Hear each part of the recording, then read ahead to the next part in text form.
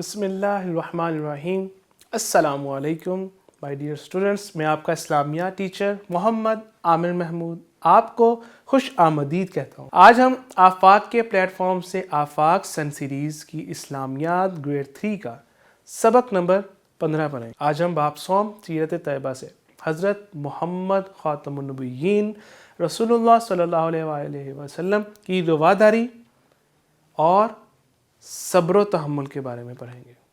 My dear students, آپ نے یہ ویڈیو لیسن مکمل غور سے توجہ سے سننا ہے، دیکھنا ہے، سمجھنا ہے، تاکہ جب آپ یہ ویڈیو لیسن کمپلیٹ کر لیں تو آپ اس قابل ہو جائیں کہ رواداری کا معنی و مفہوم جان سکیں، رواداری کے حوالے سے ہمارے نبی صلی اللہ علیہ وسلم کی تعلیمات جان سکیں، رواداری جیسی عظیم القدر صفت کو اپنی زندگی میں شامل کر سکیں، صبر و تحمل کا معنی مفہوم جان سکیں، اس حوالے سے ہمارے نبی کے اسوہ حسنہ کے سے واقف ہو سکیں، ہمارے آخری نبی صلی اللہ علیہ وسلم کی سیرت کے مطابق اپنی زندگی میں رواداری اور صبر و تحمل سے کام لے سکیں۔ پیارے بچوں، سوچیں اور بتائیں کہ ہمارے آخری نبی صلی اللہ تعالیٰ علیہ وسلم کی اعلیٰ اخلاق میں کون کون سی صفات شامل ہیں؟ شاباش، بہت سی ڈھیروں صفات شامل ہیں، سبحان اللہ۔ ان میں جو اہم ترین صفتیں ہیں ان میں یہ بھی ہیں کہ آپ شفیق ہیں، آپ رحم دل ہیں، رواداری کا مظاہرہ کرتے ہیں جیسے قرآن مجید میں فرمایا گیا، جس کا ترجمہ ہے اور بے شک آپ اخلاق کے بڑے مرتبے پر ہیں۔ ہمارے آخری نبی صلی اللہ علیہ وسلم رواداری اور صبر و تحمل کا بہترین نمونہ ہے۔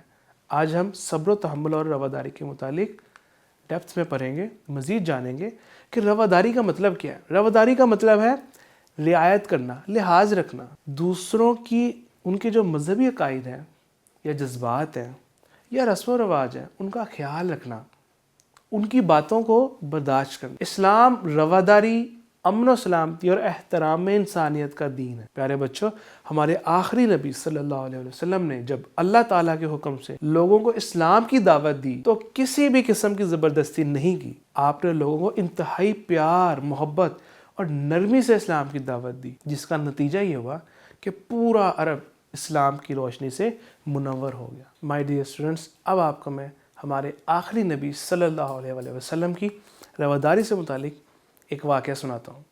ایک بار نجران سے، وہ ایک جگہ جس کا نام ہے نجران، وہاں سے عیسائیوں کا ایک وفد آیا، یعنی کہ کچھ لوگ آئے، ان کو آپ صلی اللہ علیہ وسلم نے اسلام کی دعوت دی، دعوت حق، انہوں نے قبول نہیں کی۔ آپ نے پھر بھی ان پر کوئی زبردستی نہیں کی، بلکہ ان سے حسن سلوک فرمایا، انہیں مسجد نبوی میں ٹھہرایا، انہیں ان کے مذہبی عقائد کا خیال کرتے ہوئے ان کے جو مذہب تھا ان کے مطابق عبادت کرنے کی اجازت دی۔ اسی طرح ایک بار کسی مسلمان نے یہودی کو تھپڑ مارا۔ یہودی جو تھا وہ پھر نبی اکرم صلی اللہ علیہ وسلم کی خدمت میں حاضر ہوا اور شکایت کی۔ آپ صلی اللہ علیہ وسلم اس مسلمان کے اس عمل سے سخت ناراض ہوئے۔ مائی ڈیئر اسٹوڈنٹس، صبر و تحمل، صبر اور تحمل یہ ہم معنی ہیں، ایک جیسے ہیں، جن کا مطلب ہے روکنا، برداشت کرنا، ثابت قدم رہنا۔ صبر و تحمل سے مراد زندگی میں پیش آنے والے حالات کا بہادری سے مقابلہ کرنا اور مسلسل آگے بڑھتے رہنا۔ صبر و تحمل تمام انبیاء کرام علیہ السلام کی سنت ہے، ان کا طریقہ رہا ہے۔ صبر کرنا مومنین کی صفت ہے۔ قرآن مجید میں ہے کہ اللہ تعالیٰ صبر کرنے والوں کے ساتھ ہے۔ قرآن اور حدیث میں کہا گیا ہے کہ صبر کرنے والوں کے لیے اللہ تعالیٰ کا انعام بہت بڑا ہے۔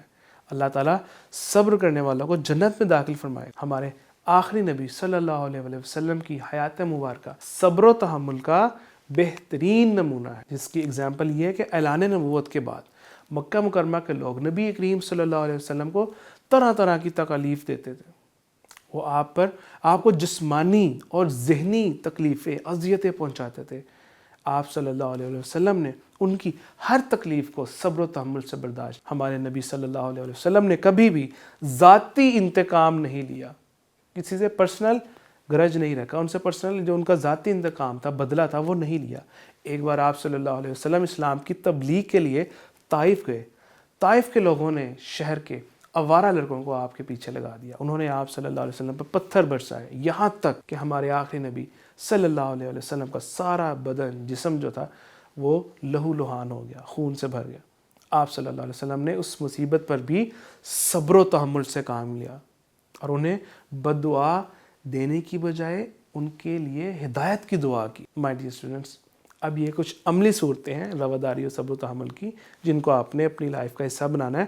اگر آپ کو کسی دوست سے اختلاف ہو کہ وہ کچھ کہہ رہا ہے اور آپ کچھ چاہتے ہیں، تو فوراً لڑنے یا غصہ کرنے کی بجائے آپ صبر سے بات کریں، ایزی ہو کر، ریلیکس ہو کر اس کا خیال رکھیں، جو اس نے بات کی اس کی بات کو سنیں اور پھر اچھے طریقے سے آپس میں ڈسکس کر کے اس مسئلے کا حل نکالیں۔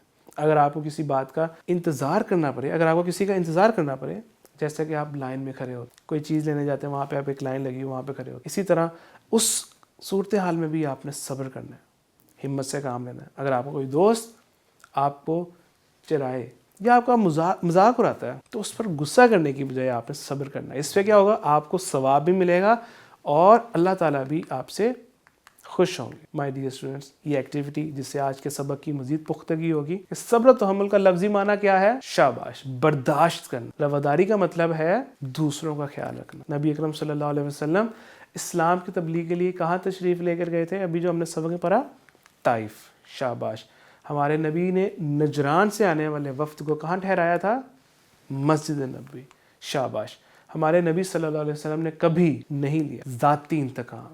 شاباش مائی ڈیئر اسٹوڈنٹس، ایک اور ایکٹیویٹی ہے آپ کے لیے، آپ نے اس کو فل کرنا ہے اور اس کے بعد آپ نے یہ جو رائٹ آنسرس ہیں اس کے ذریعے آپ نے پھر اپنی اصلاح کرنی ہے۔ اگر درست ہے تو ویری گڈ، اگر غلطی ہے کہیں پہ تو کوئی مسئلہ نہیں ہے، آپ نے اپنی اصلاح کرنی ہے تاکہ آپ یہ جان سکیں کہ آج کا سبق آپ نے کتنے غور سے سنا اور آپ کی کتنی اس میں آپ کی پختگی ہے۔